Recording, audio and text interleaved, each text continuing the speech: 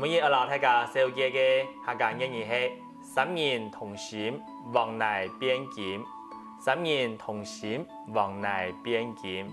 你會看到當到成功嘅例子，人家加速企業會成功，人家嘅公司會發展，就係佢對方嘅成員，大家互相來合作，兄弟姊妹大家互相來牽手，同事之間大家互相來合作，來創造一個企業嘅榮景。